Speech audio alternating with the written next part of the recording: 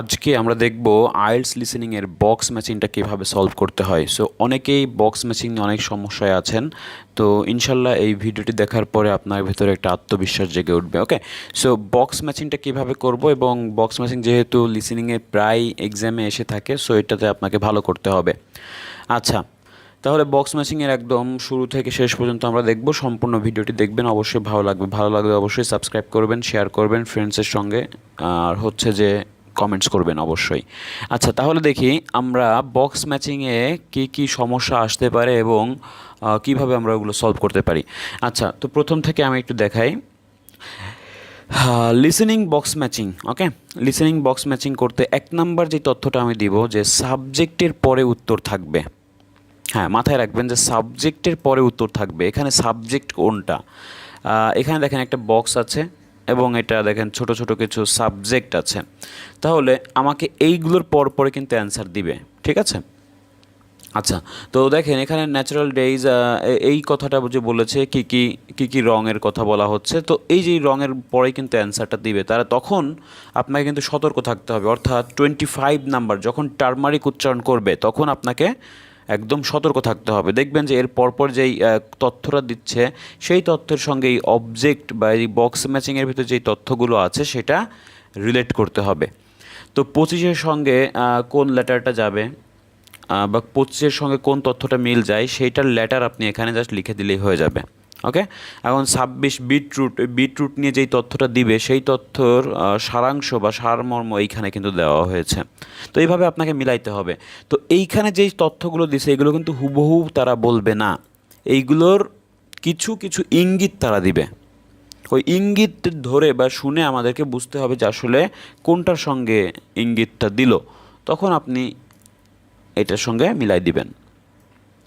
আচ্ছা, তাহলে সাবজেক্টের পরে তথ্য বা উত্তর থাকবে। যেমন দেখেন, এইগুলো কিন্তু সিরিয়ালি প্লে করবে, 25, 26, 27, 28, 29, 30, এভাবে তারা উপর থেকে নিচে আসবে।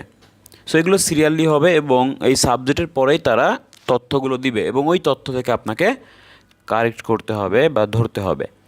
আচ্ছা, দ্বিতীয় নাম্বার, যে পজিটিভ তথ্য উত্তর হিসেবে বেছে নিব। সবসময় দেখবেন যে আপনি যখন বক্স ম্যাচিং করবেন, পজিটিভ তথ্যগুলো অ্যান্সার হিসেবে নেবেন, কারণ এখানে অনেক সময় নেগেটিভ অ্যান্সার বা নেগেটিভ তথ্যগুলো আপনাকে দিবে আপনাকে ঘোরানোর জন্য। বাট ওইটা আপনি এড়িয়ে পজিটিভ যেই তথ্যটা তারা দিচ্ছে, এই স্পিকার বা এখানে দুজন কথা বলবে, যেহেতু এটা ডায়লগ থেকে, অর্থাৎ পার্ট 3 থেকে হচ্ছে আমাদের বক্স ম্যাচিংটা হচ্ছে। তো পার্ট 3-তে হলো দুজন কথা বলবে। সো দুজনের ভেতর যেগুলো বা আসলে দুজন হয়তো অ্যাগ্রি করতে পারে একটা বিষয়ে, সেগুলো নিতে পারেন, ঠিক আছে? অর্থাৎ পজিটিভ তথ্য হিসেবে আপনি ওই উত্তরটা বেছে নেবেন। আচ্ছা, এরপরে দেখেন বার্ড বলে তথ্য ঘোরাতে পারে।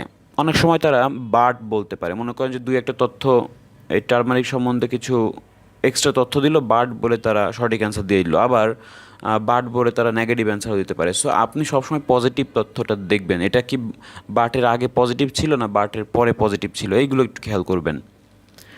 আচ্ছা, এরপরে দেখেন যে বক্স এর ভেতর থেকে কিওয়ার্ড নিব। অর্থাৎ আমি যেহেতু একবার বললাম যে এই বক্স ম্যাচিং কিন্তু আপনাকে হুবহু তারা বলবে না। এই হুবহু বললে তো সবাই ধরতে পারতো, বাট এখানে যেহেতু অল্টারনেটিভলি বা প্যারাফ্রেজ করে কথাগুলো বলা হবে, এই জন্য আপনি চাইলে বক্স ম্যাচিংটা পড়ে নেবেন, সময়ের ভিতর পড়ে নেবেন এবং এইখান থেকে শর্ট শর্ট করে দাগাবেন। তাহলে দেখেন, ইট ইজ এক্সপেন্সিভ, এটা আমি দাগাতে পারি expensive. The colour is too strong. আচ্ছা আচ্ছা, এটা আমি এই কালারটা না দিই। আচ্ছা, এক্সপেন্সিভ, তবে the colour is too strong, তাহলে কালারটা কি খুবই স্ট্রং বা গাঢ় এরকম। The colour is not long lasting, তাহলে নট লং লাস্টিংটা আমরা দাগাতে পারি। এরপরে দেখেন, ইটস ভেরি পয়জনিয়াস, এটা খুবই বিষাক্ত, তাহলে আমি এটা দাগাতে পারি। ইট ক্যান ড্যামেজ দ্য ফ্যাব্রিক, এটা এই এই রঙটা কী করতে পারে, ড্যামেজ করতে পারে, ফ্যাব্রিককে ড্যামেজ করতে পারে। ড্যামেজের কথা, ক্যান ড্যামেজটা আমরা দিয়ে দিলাম। আচ্ছা, the colour may be unexpected, the colour হতে পারে অপ্রত্যাশিত, তাহলে এটা আমি দাগাই। It is unsuitable for some fabrics, তাহলে কিছু কিছু ফ্যাব্রিকের জন্য এটা আনসুইটেবল। তো এটা একটু খেয়াল করবেন, দেখেন এটাও ফ্যাব্রিক্স নিয়ে বলছে, এটাও ফ্যাব্রিক্স নিয়ে বলছে, বাট এটা ড্যামেজ করে আর এটা আনসুইটেবল, হয়তো কাছাকাছি মনে হচ্ছে। আচ্ছা, এরপর দেখেন, it is not generally available, এটা কি অ্যাভেলেবেল থাকে না, নট জেনারেলি অ্যাভেলেবেল। ওকে, তাহলে এই হচ্ছে আমাদের তথ্য। এইভাবে আপনি পেন্সিল দিয়ে খুব সুন্দর করে মার্ক করে নেবেন। এখন টারমারিক আছে, বিটরুট আছে, টেরিয়ান পার্পেল আছে, লগউড আছে, চিনাল আছে, তারপর কি আছে, মেটাল অক্সাইড। তারপরে দেখেন এই যে এই কালারগুলোর নাম বলছে বা ন্যাচারাল ডাইজের কথা বলছে, তো এইগুলো কি করতে হবে আমাদেরকে এখন প্লে করবে। এখন টারমারিকের পর আপনি এটা একটু স্পষ্ট আপনি শুনতে পারবেন। তো এরপরে যেই তথ্যটা দেয় সেটা আপনি খেয়াল করবেন। সো আমি এখন আপনাদের মোটামুটি তথ্যটা বোঝাতে পারি যে কীভাবে আপনাকে কারেক্ট করতে হবে। অর্থাৎ 25 নম্বর টারমারিক বলার পরে যেই তথ্যটা দিবে সেটা কোন তথ্যের সঙ্গে যায় সেটা হলো আপনাকে লিখতে হবে, সেটা লেটার হলো আপনাকে লিখতে হবে। সাপোজ আপনার 25 নম্বরের সঙ্গে আপনার নাম্বারের তথ্য মিলে গেছে, তাহলে আপনি লেটারটা এখানে লিখে দিবেন। আচ্ছা, তো এভাবে তো আমি একটু প্লে করছি, আপনারা একটু খেয়াল করে শুনবেন, ঠিক আছে? দেখেন।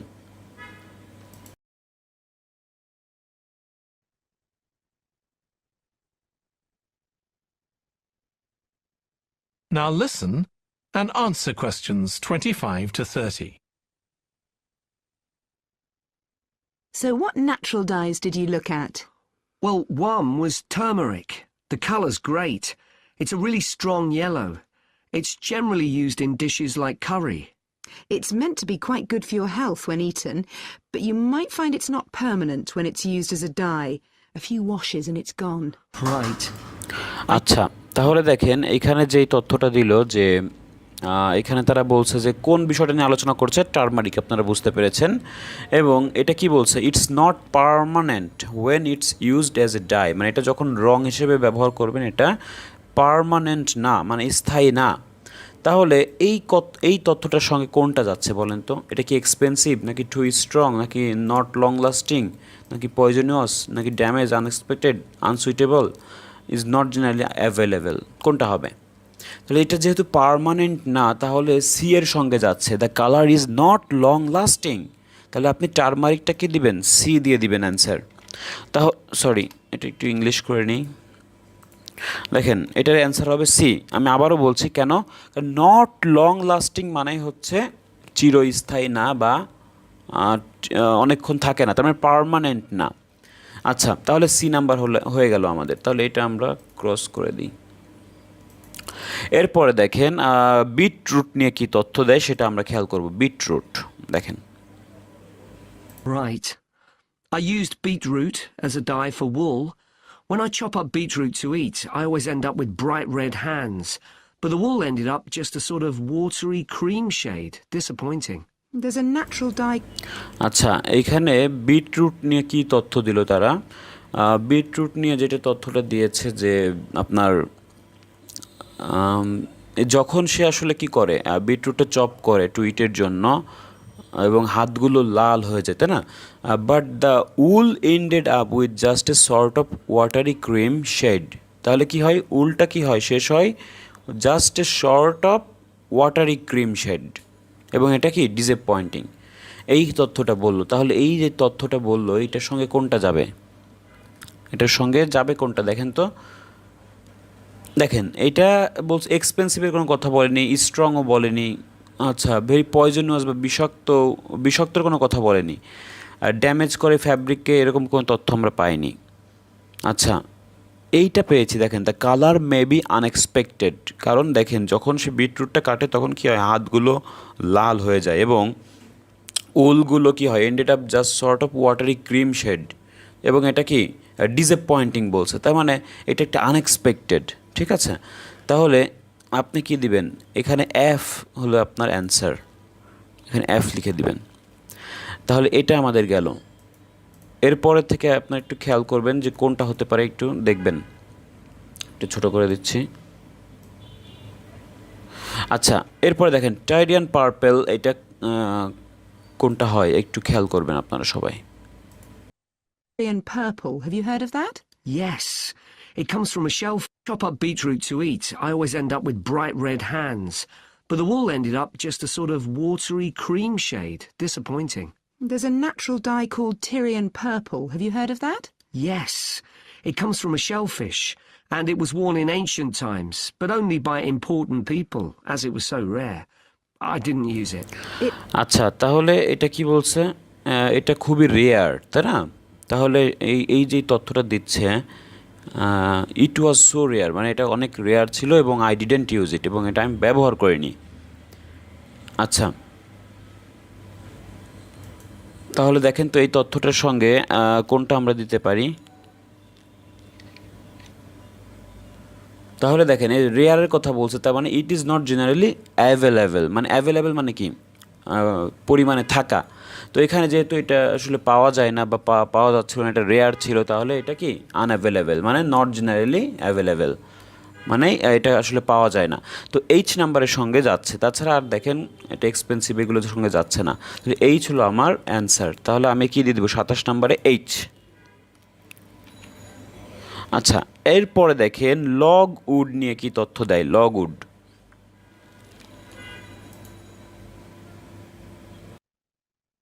Fell out of use centuries ago, though one researcher managed to get hold of some recently.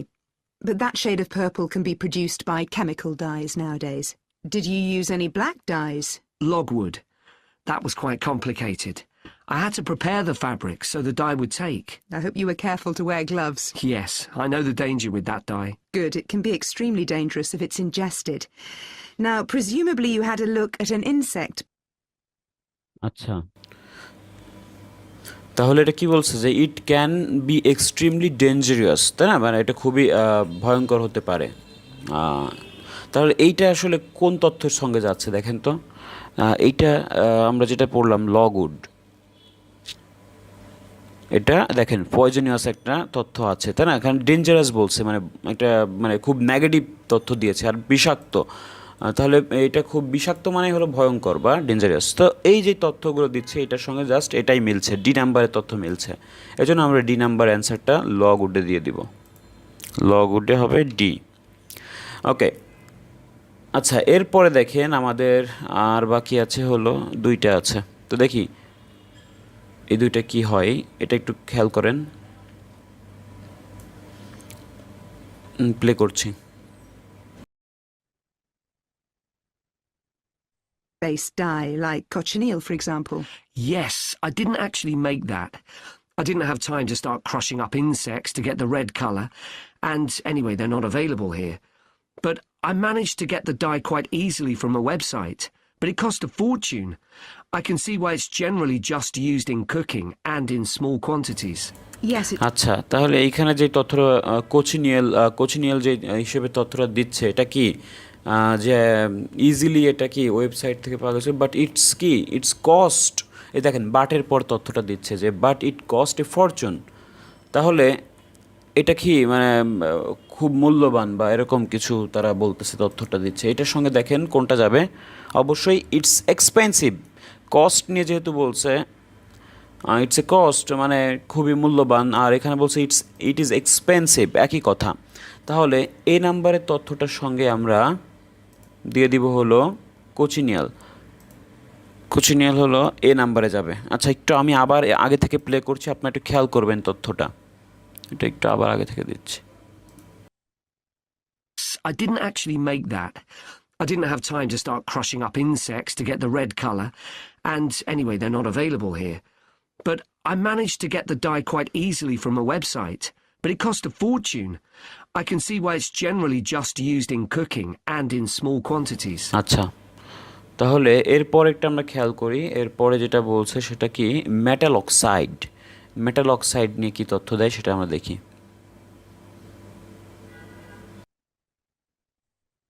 খেয়াল করুন metal oxide, Yes, it's very effective, but that's precisely why it's not used as a dye. I also read about using metal oxide. Apparently, you can allow iron to rust while it's in contact with the fabric, and that colours it. Yes, that works well for dyeing cotton. But you have to be careful as the metal can actually affect the fabric, and so you can't expect to get a lot of wear out of fabrics treated in this way. আচ্ছা, এখানে যে তথ্যটা দিল tutor বলল যে the metal can actually effect the fabric, তাহলে ফ্যাব্রিককে কি করতে পারে, এফেক্ট করতে পারে। এখন দেখেন ফ্যাব্রিক নিয়ে তো এখানে দুইটা তথ্য আছে, তাহলে মেটাল আনসুইটেবলটা হবে সাম ফ্যাব্রিক, আর এখানে বলছে দ্য ফ্যাব্রিক। আর দা মানে কি ফ্যাব্রিককে অবশ্যই ক্ষতি করে, আর এখানে কিছু কিছু ফ্যাব্রিককে। তো আমাদের তো বলা হয়েছে ফ্যাব্রিককে এফেক্ট করে, তার মানে ড্যামেজ করে, ঠিক আছে? তাহলে it can damage the fabric, আর এখানে বলছে কিছু কিছু ফ্যাব্রিক্স আর আনসুইটেবল। তো এখানে কিন্তু পুরোপুরি ফ্যাব্রিককেই এফেক্ট করতেছে মেটাল অক্সাইড, তাহলে ড্যামেজ করতেছে, ইট ক্যান ড্যামেজ দ্য ফ্যাব্রিক, একই কথা। তাহলে ই নাম্বার হলো আমাদের অ্যান্সার। দেখেন, তাহলে এইভাবে আমরা কিন্তু অ্যান্সারগুলো বের করতে পারি। সো আপনাদেরকে একটু শুনে বুঝতে হবে যে তারা কখন বললো অ্যান্সারটা। তো আমি যেটা আবার বারবার বলছি, এইগুলোর পরপরই কিন্তু তারা অ্যান্সারটা দিচ্ছে। দেখেন, যখন মেটাল অক্সাইড নিয়ে কথা বলবে তখন সেইটা নিয়েই তথ্য দিবে, যখন কোচিনেল নিয়ে বলবে তখন এটা নিয়েই দিবে, লগউড নিয়ে বললে এইটার পরে যেই তথ্যটা দিবে এর আগ পর্যন্ত সেটা নিয়েই আপনি গেস করবেন। তো এইগুলো আপনি মাথায় যদি রাখেন, আপনার চোখের সামনে থাকলে এগুলো আপনি পেন্সিল দিয়ে করে ফেলতে পারবেন। সো এইভাবে আপনারা বক্স ম্যাচিংটা করতে পারেন। সো অবশ্যই বাসায় প্র্যাকটিস করবেন, এবং যারা খুবই দুর্বল আছেন বা একটি গাইডলাইন চাচ্ছেন, অবশ্যই আমার সঙ্গে যোগাযোগ করতে পারেন। আমার কোর্স ডিটেলসটা ডিসক্রিপশন বক্সে দেওয়া হয়েছে। ওকে, তো থ্যাংক ইউ সো মাচ। আমি নেক্সট টাইম অন্য কোনো টপিক নিয়ে আলোচনা করব। সো ততক্ষণ পর্যন্ত ভালো থাকবেন, সুস্থ থাকবেন।